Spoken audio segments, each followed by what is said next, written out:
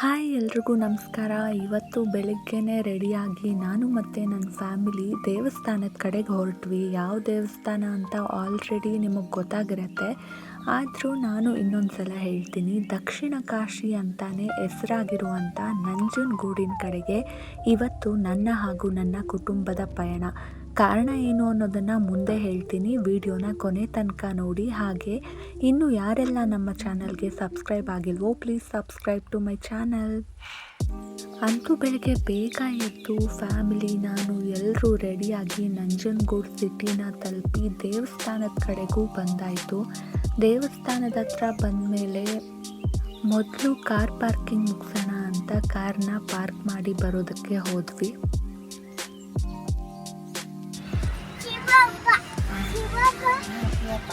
ಮಹಾಂತ್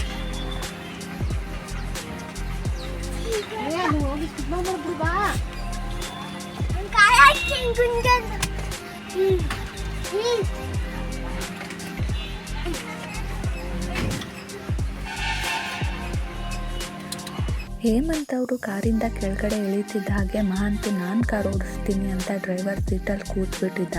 ಹೇಗೋ ಅವನ್ನ ಕರ್ಕೊಂಡು ಮತ್ತೆ ದೇವಸ್ಥಾನದ ಕಡೆಗೆ ಬಂದ್ವಿ. ನಂಜನಗೂಡು ಬಗ್ಗೆ ನಿಮ್ಮೆಲ್ರಿಗೂ ಗೊತ್ತೇ ಇರ್ಬೋದು. ಇದನ್ನು ದಕ್ಷಿಣ ಕಾಶಿ ಅಂತಲೇ ಕರೀತಾರೆ.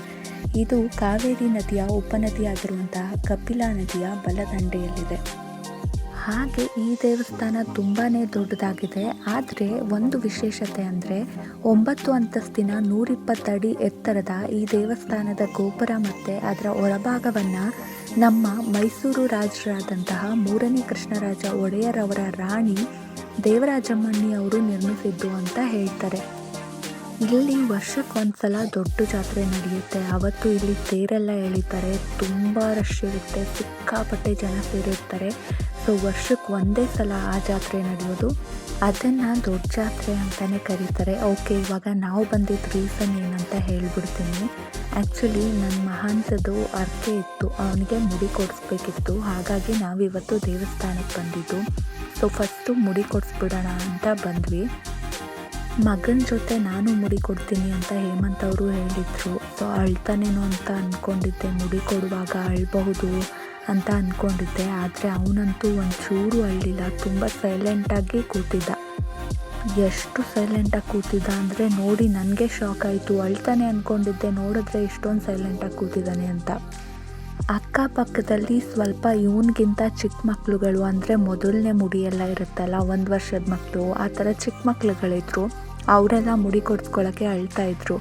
ಅದನ್ನು ನೋಡಿ ಇವನು ಅವ್ರ ಅಪ್ಪಂಗೆ ಹೇಳ್ತಾ ಇದ್ದ, ಅಪ್ಪ ಪಾಪು ಅಳ್ತಾ ಇದೆ ಅಂತ.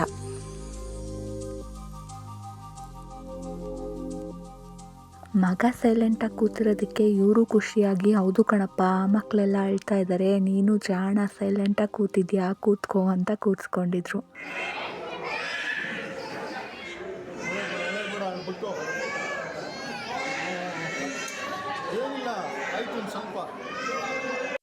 ಅಂತೂ ಇವತ್ತು ನನ್ನ ಮಗ ಇಷ್ಟು ಸೈಲೆಂಟ್ ಆಗಿದ್ದಕ್ಕೆ ನಾನಂತೂ ಫುಲ್ ಖುಷಿ. ಕೊನೆಗೆ ಮಹಾಂತದ್ದು ಮುಡಿ ಮುಗೀತು. ನೆಕ್ಸ್ಟು ಅವ್ರ ಅಪ್ಪ ಕೊಡಬೇಕಿತ್ತು.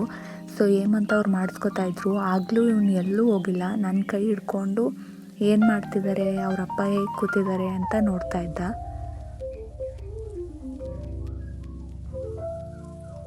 ಹೇಮಂತ್ ಅವ್ರ ಮುಡಿ ಅರ್ಧ ಆಗಿತ್ತು ಅಷ್ಟೇ, ಆಗಲೇ ಶುರು ಮಾಡ್ದ, ಅಪ್ಪ ಬೋಡ, ನಾನು ಬೋಡ, ಅಪ್ಪಗೂ ಕೂದಲಿಲ್ಲ, ನನಗೂ ಕೂದಲಿಲ್ಲ, ದೇವ್ರಿಗೆ ಕೊಟ್ವಿ ಅಂತೆಲ್ಲ ಹೇಳ್ತಾ ಇದ್ದ. ನೆಕ್ಸ್ಟು ಮುಗಿಸ್ಕೊಂಡು ಸ್ನಾನ ಮಾಡಿಸೋಣ ಅಂತ ನದಿ ಹತ್ರ ಬಂದ್ವಿ.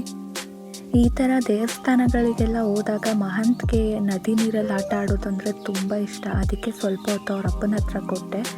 ಇವತ್ತು ಭಾನುವಾರ ಆಗಿದ್ದ ಕಾರಣ ಜನ ಸ್ವಲ್ಪ ಜಾಸ್ತಿನೇ ಇದ್ದರು. ದೇವಸ್ಥಾನಗಳಲ್ಲಿರೋ ಈ ನದಿ ನೀರಲ್ಲಿ ಮಾಡೋ ಸ್ನಾನನ ತೀರ್ಥ ಸ್ನಾನ ಅಂತ ಹೇಳ್ತಾರೆ. ಯಾಕಂದರೆ ಎಲ್ಲ ನದಿಗಳು ಪುಣ್ಯವಾದಂಥ ನದಿಗಳೇ.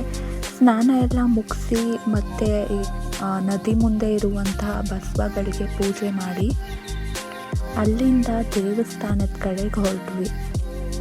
ದರ್ಶನಕ್ಕೆ ಇನ್ನೂ ಎಷ್ಟು ಜನ ನಿಂತಿದ್ದಾರೆ ಲೈನಲ್ಲಿ ಅಂತ ಗೊತ್ತಿರಲಿಲ್ವಲ್ಲ, ಹಾಗಾಗಿ ಧರ್ಮ ದರ್ಶನದ ಲೈನ್ ಹತ್ರನೇ ಹೋದ್ವಿ. ಅಲ್ಲೋಗಿ ನೋಡಿದ್ರೆ ಸಿಕ್ಕಾಪಟ್ಟೆ ಜನ ಇದ್ದರು. ಬೇಗ ಆಗ್ಬೋದು ಅಂದ್ಕೊಂಡು ಸ್ವಲ್ಪ ಹೊತ್ತು ಲೈನಲ್ಲಿ ನಿಂತ್ಕೊಂಡ್ವಿ. ನೋಡಿದ್ರೆ ಲೈನ್ ಮುಂದೆ ಹೋಗ್ತಾನೆ ಇರಲಿಲ್ಲ.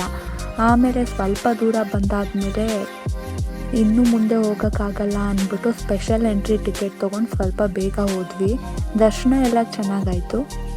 ದರ್ಶನ ಮುಗಿಸಿ ಹೊರಗಡೆ ಬಂದ್ವಿ. ಹೊರಗಡೆಯಿಂದ ಒಂದಷ್ಟು ವೀಡಿಯೋಸ್ ತೊಗೊಂಡು ಮತ್ತು ನಮ್ಮದೆಲ್ಲ ಫೋಟೋಸ್ ಕೂಡ ತೊಗೊಂಡ್ವಿ. ಇನ್ನೊಂದು ವಿಷಯ ಅಂದರೆ ಪ್ರತಿ ತಿಂಗಳು ಹುಣ್ಣಿಮೆ ದಿನ ಇಲ್ಲಿ ಸ್ವಾಮಿಗೆ ವಿಶೇಷವಾದ ಪೂಜೆ ಮಾಡ್ತಾರೆ. ಹುಣ್ಣಿಮೆ ದಿನಗಳಲ್ಲಿ ಕೂಡ ಇಲ್ಲಿ ತುಂಬ ಜನ ಬರ್ತಾರೆ, ಆಗಲೂ ರಶ್ ಇರ್ತಾರೆ. ದೊಡ್ಡ ಜಾತ್ರೆ ವಿಶೇಷ ಅಂದರೆ ನಾವು ವರ್ಷ ಪೂರ್ತಿ ಮಾಡೋ 12 ಹುಣ್ಣಿಮೆ ಆ ದೊಡ್ಡ ಜಾತ್ರೆ ಒಂದು ದಿನ ಬಂದರೆ ಸಮ ಆಗುತ್ತಂತೆ. ಹಾಗಾಗಿ ದೊಡ್ಡ ಜಾತ್ರೆ ದಿನ ತುಂಬ ರಶ್ ಇರ್ತಾರೆ. ದೇವಸ್ಥಾನದಿಂದ ಹೊರಗಡೆ ಬಂದಮೇಲೆ ಪ್ರಸಾದಕ್ಕೆ ಅಂತ ಲೈನಲ್ಲಿ ನಿಂತ್ವಿ. ಇಲ್ಲಿ ಪ್ರತಿದಿನ ಕೂಡ ಪ್ರಸಾದ ಸಿಗುತ್ತೆ, ದೇವರ ಪ್ರಸಾದ. ಸೊ ಹಾಗಾಗಿ ದರ್ಶನ ಮುಗಿಸ್ಕೊಂಡು ಜನರು ಊಟಕ್ಕೆ ಬರ್ತಾರೆ. ಬಂದ್ವಿ. ಇಲ್ಲಿ ಒಂದು ಒಳ್ಳೆ ಪಾಯಸ ಮತ್ತು ಅನ್ನ ಸಾಂಬಾರು, ಕೊನೆಯಲ್ಲಿ ಮೊಸರನ್ನ ಕೊಟ್ಟರು. ಪ್ರಸಾದ ತಿಂದು ನಂಜುಂಡೇಶ್ವರ ಸ್ವಾಮಿ ದೇವಸ್ಥಾನದಿಂದ ಸ್ವಲ್ಪ ಮುಂದೆ ಇರೋ ಬಸವಪ್ಪ ಸ್ವಾಮಿ ದೇವಸ್ಥಾನದ ಹತ್ರ ಬಂದು ದರ್ಶನ ಮಾಡ್ಕೊಂಡ್ವಿ. ಅಲ್ಲಿಂದ ನೆಕ್ಸ್ಟ್ ನಾವು ಹೋಗಿದ್ದು ಶ್ರೀ ಪರಶುರಾಮರ ದೇವಸ್ಥಾನಕ್ಕೆ.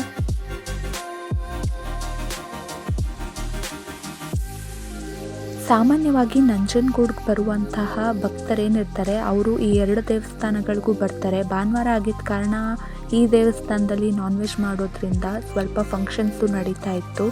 ದೇವರ ದರ್ಶನ ಎಲ್ಲ ಮುಗಿಸಿ ನೆಮ್ಮದಿಯಿಂದ ಈಗ ಮನೆ ಕಡೆಗೆ ಹೊರಟ್ವಿ. ನೀವೇನಾದರೂ ನೆಕ್ಸ್ಟು ನಂಜನಗೂಡಿಗೆ ಬಂದು ಶ್ರೀಕಂಠೇಶ್ವರ ಸ್ವಾಮಿ ದರ್ಶನ ಪಡೆಯೋ ಪ್ಲ್ಯಾನ್ ಮಾಡಿದರೆ ಅಲ್ಲಿ ದೇವರ ದರ್ಶನ ಆದಮೇಲೆ ತಪ್ಪದೆ ಹುಲ್ಲೂರಿ ಬಸವೇಶ್ವರ ಸ್ವಾಮಿ ಹಾಗೂ ಶ್ರೀ ಪರಶುರಾಮ ದೇವಾಲಯಕ್ಕೆ ಭೇಟಿ ಕೊಡಿ.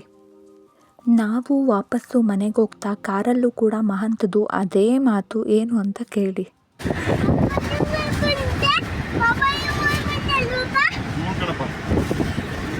ಸೊ ಇದಾಗಿತ್ತು ಇವತ್ತಿನ ವಿಡಿಯೋ ನಿಮ್ಮೆಲ್ರಿಗೂ ಇಷ್ಟ ಆಗಿದೆ ಅಂತ ಅಂದ್ಕೊಳ್ತೀನಿ. ವಿಡಿಯೋ ಇಷ್ಟ ಆಗಿದ್ರೆ ಲೈಕ್ ಮಾಡಿ, ಹಾಗೆ subscribe to my channel. Thank you.